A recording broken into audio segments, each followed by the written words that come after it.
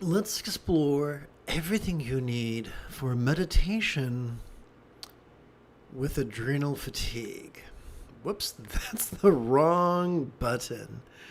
Derp. Okay, there we go. This evening's lesson is drawn from a good-hearted question found on Reddit. The question begins: meditation and adrenal fatigue. Why does only 20 minutes of mindfulness, closed-eyed counting, make me wake up exhausted and release a ton of cortisol? I can feel it rising up my esophagus. The convo isn't about that, though. It's about why does it make my brain feel so good, but my body's so bad? Pretty sure I have brain damage, but I was able to do it 1 year after brain damage. Now it's 3 years later, and I can't tolerate it. Maybe I need to just start with 5 minutes per day and gradually increase. Pretty sure I have adrenal fatigue. Now, one moment. I think I got a note from that guy. Please bear with me.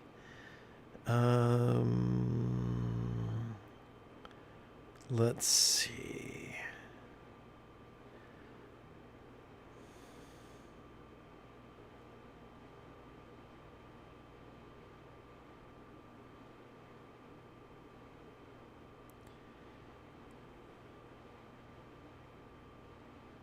There we go. Okay, so so let's see here.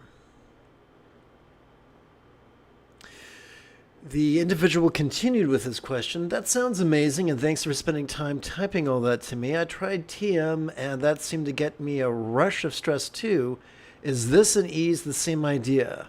So, excellent. I will address that momentarily.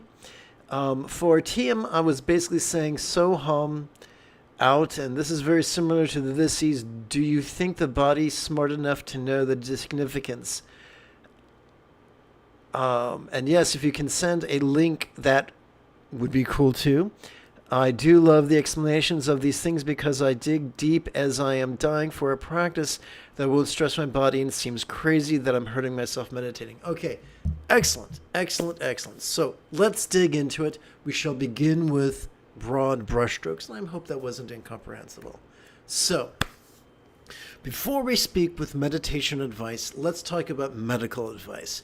You need a good doctor. I recommend the Find a Doctor service. It's free with PCRM. I don't get any kickbacks. These guys are these are all MDs. Well, the MDs are MDs, but there's also like therapists and other things. But all the people on this directory are big on continuing education to really focus on lifestyle therapies. These guys are great. Additionally, if you've gone through the doctors and the doctors can't help you with the adrenal fatigue, then you mentioned brain damage in your note. So let's explore that. There's the brain damage we get from physical trauma. There's also the brain damage that we get from breath trauma, brain damage, or neurodivergence, or being in abusive situations. These things actually alter our central nervous system. They are not psychological as much as physiological problems that sometimes have psychological symptoms. But if we try treating the symptoms without going for the root cause, it can be an act of futility.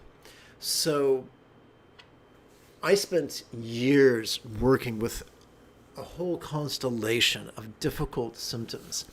And I found that finding a psychologist who was able to evaluate me for ADHD and autism, exacerbated by birth trauma brain damage, PTSD, Ehlers-Danlos syndrome, which a rheumatologist also verified for me, as well as chronic fatigue syndrome. These things all have a very negative synergistic effect. And so you need to work with people who are acquainted with this. You don't want somebody who works with someone with your set of symptoms once a decade. You want to work with someone who works with your set of symptoms daily or weekly, if not daily. Someone for whom you are their bread and butter. They get you and they know how to help you. Don't waste time with those who can't help you. Now, let's talk about meditation. So Sturgeon's law reminds us that 90% of everything's sex, so it shouldn't really surprise us that the majority of meditation teachers think that being rigid, fearful, superstitious, controlling, elitist, cryptic, competitive, and cruel is Jim Dandy. It also shouldn't surprise you that only an extreme minority choose to be flexible, loving, rational, laid back, egalitarian, lucid, cooperative, and kind. Now that has a huge influence on the way we meditate. If someone tells us to concentrate, for instance, concentrating on a bija syllable, if you're practicing TM, or focusing on counting, or focusing on your environment, or focusing on your body, any type of focus can only be performed by specific mechanisms such as our medial prefrontal cortex or our dorsolateral prefrontal cortex. They're members or components, more correctly, of our prefrontal cortex. Now, I don't want to shit all over the prefrontal cortex. By the way, forgive me, I'm very fatigued from a medical appointment today, so I'm slurring. I apologize if that's putting a burden on you. So, our prefrontal cortex is wonderful. If you want to compare or contrast or sort or calculate or compute or reason or edit, or analyze, it's wonderful. But ask any coach, they'll tell you there's a law of diminishing returns. And if we work any system of our body beyond a certain point, we will get less out than we put in. For instance, if we overwork our prefrontal cortex, it will stimulate our amygdala right here, which is the seat of both aggression and anxiety. And if you already suffer from adrenal fatigue or neurodivergent burnout or a sensitivity to cortisol or a sensitivity to adrenaline, this is going to make it worse. There's more. Check this out. Now, I don't know about you. You're probably smarter than me, but I was a complete idiot. I was taught when I was working out in the gym that no pain, no gain, and you have to push through the pain. Well, there's a point where if you do that, you will injure yourself and possibly even disable yourself. I know that happened to me when I was training for chin-ups and I really injured my tendons. This is like 30 years ago and I'm still feeling sharp pains in my tendons. But how does that apply to meditation? Well, if we're concentrating and we are abusing our own prefrontal cortex, in time we could present with symptoms of depression, which is appalling. No one wants that. No one wants to be exhausted from anger or fear or despair. But that's what can happen if we don't treat our central nervous system correctly. Now, here's the really cool thing. Now, first of all, I got to shit on TM for a minute. I'm sorry. I have a good friend who's in TM. I love him to pieces, but he is a bit neurotic. He is a bit amped up on the adrenaline because he's stimulating the amygdala, whether he knows it or not. Now, a common mistake for newbies to TM is to try to correlate the bija recitation with breath. The TM instructors try to say, don't focus on your breathing, just focus on the mental recitation of the syllable or the word, which will actually exacerbate the experience of overstimulating the amygdala. So here's a solution.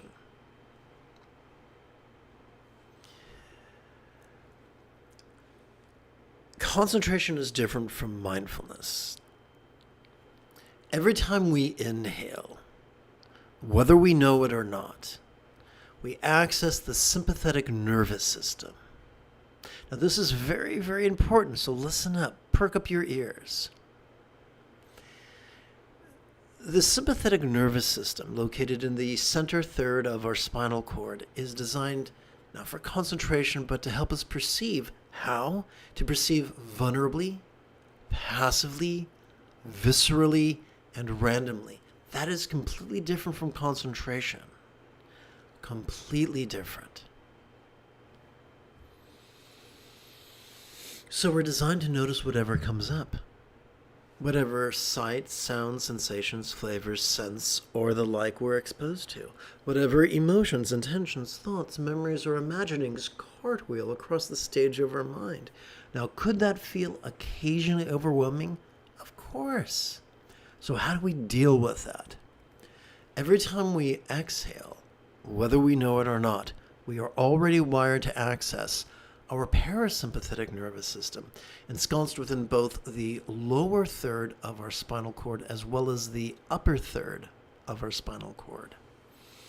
This parasympathetic nervous system is already wired for both physical relaxation as well as mental release. Now, if that's the case, then why aren't we already enlightened? And here's the thing. Due to a quirk of evolution, our brains have so much organelles in them, so many functions that are often stepping on each other's toes. And it's kind of like Urkel. Urkel was sweet, he was clever, but he was klutzy, wasn't he? But Urkel had a heart of gold, and if you ask him to do you a favor, he would. So here's the cool thing. If we ask our brain to silently, mentally, and passively recite the demonstrative pronoun this during our inhalation, miraculously, our brain will begin to coordinate and cooperate with our sympathetic nervous system. Similarly, if we silently, mentally, and passively recite the one-syllable verb ease during our exhalation, our brain will cooperate with our parasympathetic nervous system. Now, you could say, but isn't that like concentration? Isn't that just like the TM thing all over again? No, and I'll tell you why. Earlier today, someone wrote me and said, maybe I should just use self-hypnosis. And it's like, well, you wouldn't hypnotize yourself to convince you that you are a carbon-based bipedal life form, because you already are. Similarly, we don't have to force our body to breathe in and breathe out. It's going to do that anyway. All we're doing is, instead of concentrating, when we feel our body breathing in, we are gently reciting the demonstrative pronoun this. Not to concentrate, not to choose what we focus on, but just to cooperate. And there's a huge difference. Concentration is about control. So we can be controlling or we can be laid back. Controlling is, for instance, I must focus on my breath. I must count my breath. I must not lose count of my breath. I must. This is just being laid back and saying, I appear to be breathing in. I appear to be noticing something. I appear to be breathing out. I appear to be relaxing or releasing. And so we're not concentrating. We're just gently, passively, sloppily cooperating with our autonomic nervous system. That's a new word I've introduced. It's an umbrella term for both the sympathetic and the parasympathetic nervous systems. It is as if our autonomic nervous system was a butterfly, and this was one wing, and this was another. Or it is as if the parasympathetic nervous system was a car, and this is the undercarriage, and this is the body. You get the idea. Now, I don't want you to take my word for it, but experiment with the intention that we're not trying to concentrate. We're not trying to analyze. We're trying to just cooperate with things that are already there. We don't have to manifest the sympathetic nervous system. It's already there. We don't have to manifest the parasympathetic nervous system. It's already there. We don't have to make it do nothing. It's already doing it. All we get to do is notice it and cooperate with it. We are so used to fighting. This is all about fight, and this is about fight. We don't have to fight our sympathetic nervous system. We don't have to fight our parasympathetic nervous system. We can just notice it. So, if you're watching this, I invite you to practice with me in a really playful, easy way. Approximately, and I'm going to get the statistics wrong, somewhere between 5 and 15% of the general population have ADHD. And so basically we have real difficulty generating and storing and utilizing dopamine. And I don't think you and I don't think I'm the only person out there who's tried to meditate with ADHD. In fact, I think some of meditation's greatest luminaries have had ADHD because they worked out hacks. One of the hack is this. Just like a pendulum swings back and forth, we can swing back and forth between mindfulness and meditation, and then doing something to just add a splash of dopamine. And to do that, we're going to do a chant. So we're going to go back and forth between chant and then rest in mindfulness and meditation. Chant and rest in mindfulness and meditation. And that's where we're really focusing, our emphasis is not on concentration. It's on resting and releasing and just being laid back.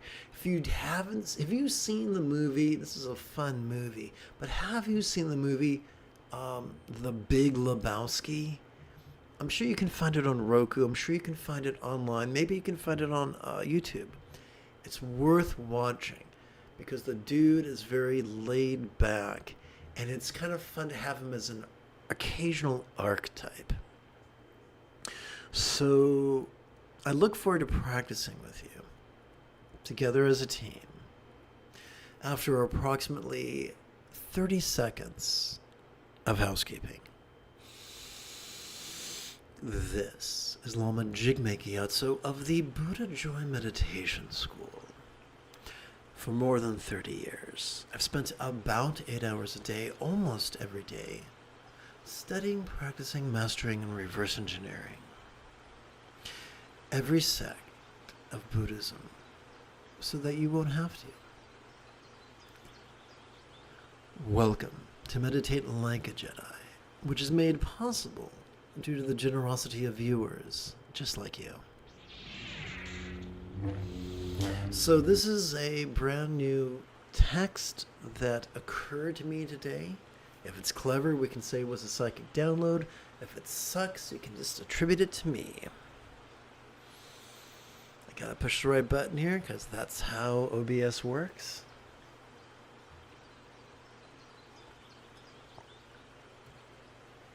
And now I get to push the right button again.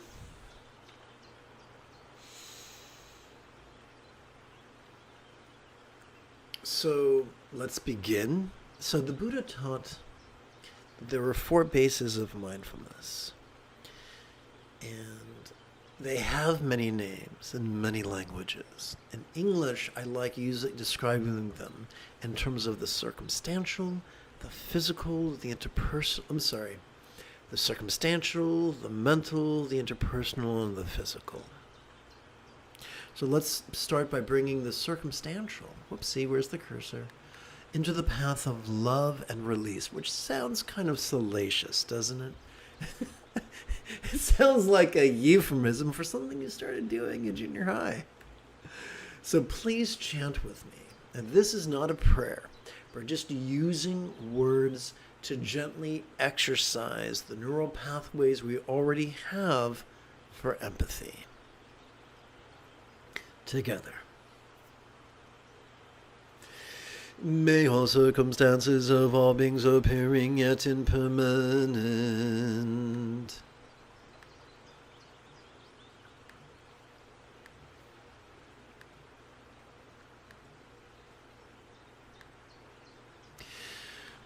be as safe and abundant as a real or imagined Buddha's land.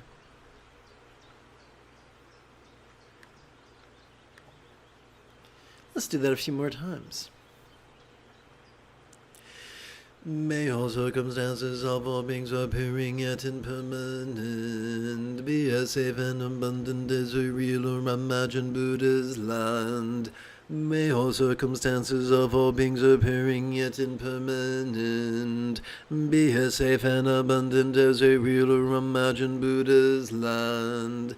May all circumstances of all beings appearing yet impermanent be as safe and abundant as a real or imagined Buddha's land. Now, I'm not sure if I can do this, but let's see if I can. I'm going to hit copy and see what happens later on. So now we've kind of stimulated ourselves. Now let's kick back. So allow me to be a little fanciful right now. As we silently, mentally, and passively recite the demonstrative pronoun this during our inhalation. Vulnerably, passively, viscerally, randomly, and fleetingly. We could watch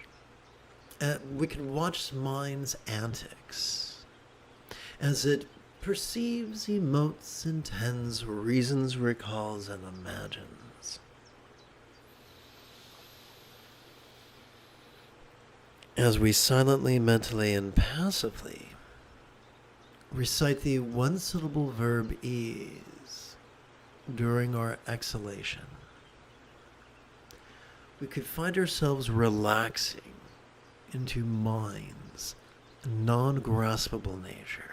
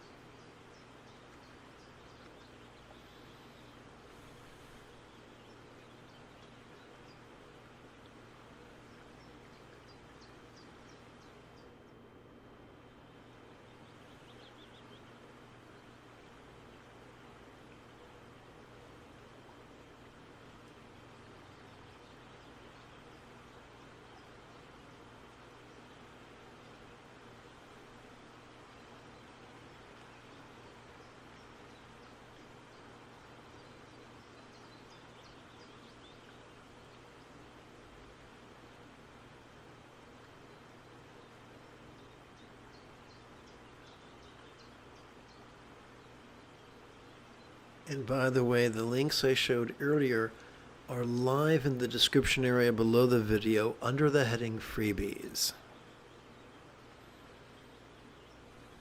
Which is a misnomer because everything I do is free. I'm just giving it away. I guess that makes me a Dharma slut.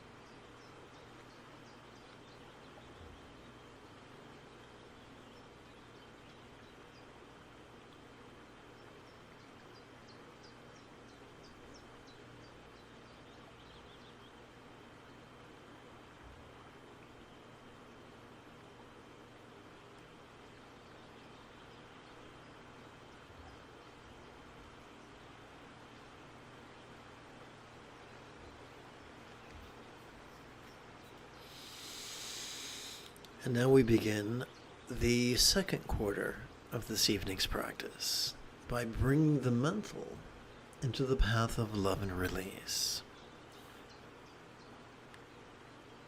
Let's see if this works.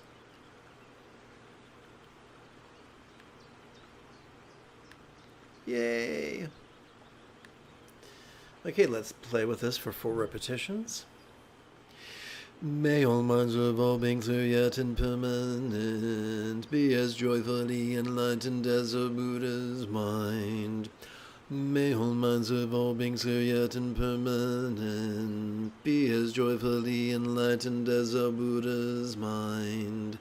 May all minds of all beings are yet impermanent be as joyfully enlightened as a Buddha's mind. May all minds of all beings clear yet impermanent be as joyfully enlightened as a Buddha's mind. Fabulous.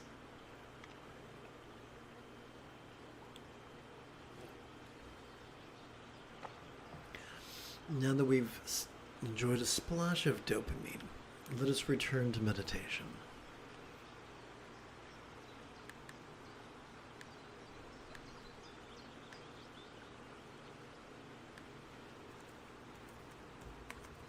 So, if you've just tuned in, here's the essence. As we silently, mentally, and passively recite the demonstrative pronoun this during our inhalation,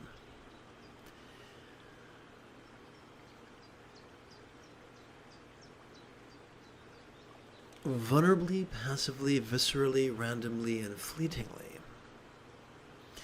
we could watch the antics of mind as it perceives, emotes, intends, reasons, recalls, and imagines. Similarly, as we silently, mentally, and passively recite the one-syllable verb ease during our exhalation, we could find ourselves relaxing into the non-graspable nature of mind. So this is the opposite of concentration. It's sloppy, it's messy, it's laid back, it's relaxed.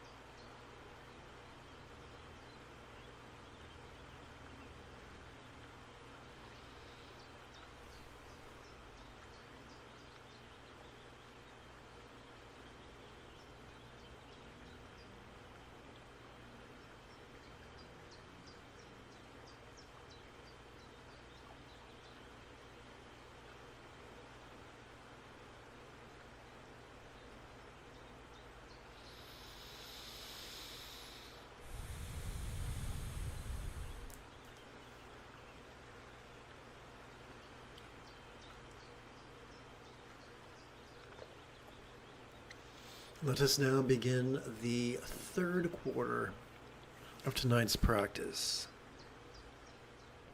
by bringing the interpersonal into the path of love and release.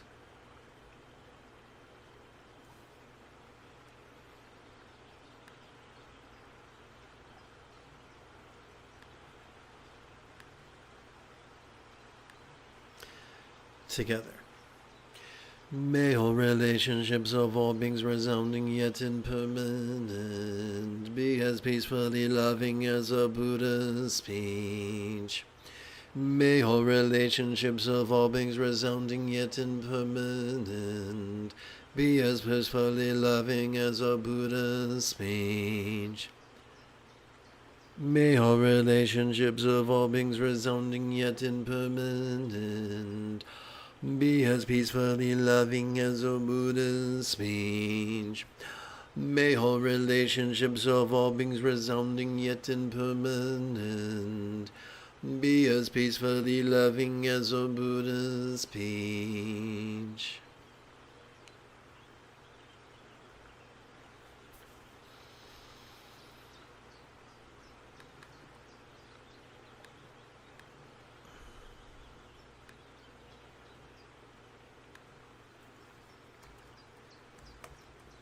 So if you've just tuned in, allow me to get you up to speed. I'm talking funny because I'm disabled and I had an exhausting medical appointment today. So if I talk funny, I apologize for that.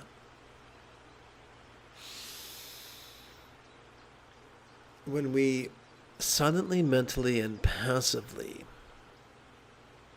recite the demonstrative pronoun this during our inhalation, we could find ourselves vulnerably, passively, viscerally, and randomly watching the play of mind as it perceives, emotes, intends, reasons, recalls, and imagines.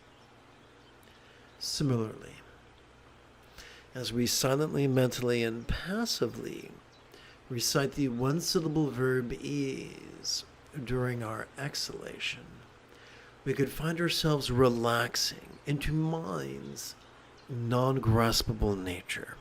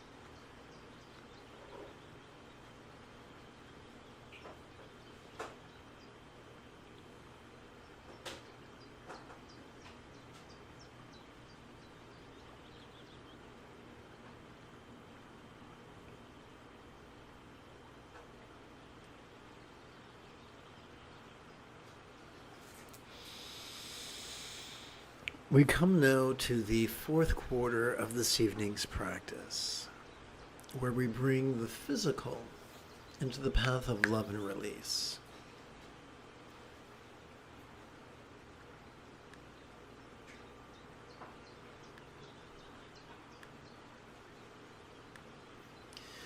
Please chant with me.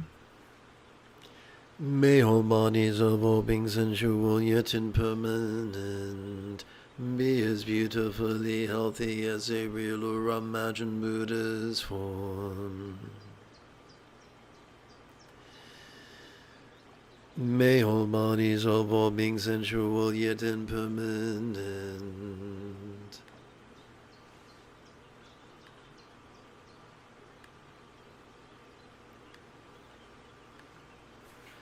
be as beautifully healthy as a real or imagined Buddha's form. May all bodies of all beings sensual yet impermanent be as beautifully healthy as a real or imagined Buddha's form. And now let's do the whole thing in one breath. May all bodies of all beings sensual yet impermanent be as beautifully healthy as a real or imagined Buddha's form.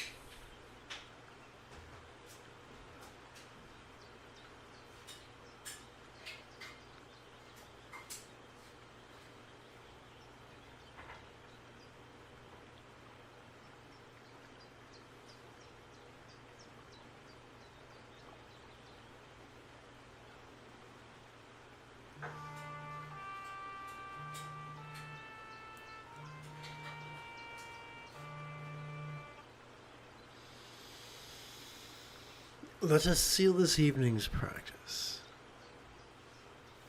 May all circumstances of all beings appearing yet impermanent be as safe and abundant as a real or imagined Buddha's land. May all minds of all beings clear yet impermanent be as joyfully enlightened as a real or imagined Buddha's mind. May all relationships of all beings resounding yet impermanent be as peacefully loving as a real or imagined Buddha's speech. May all bodies of all beings sensual yet impermanent be as beautifully healthy as a real or imagined Buddha's form.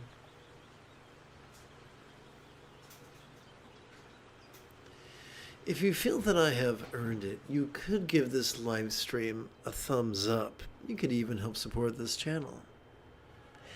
In approximately 10 2/3 hours, I would very much like to return to lead tomorrow's morning meditation class and group practice. And if you are as geeky as me, may the Force be with you always.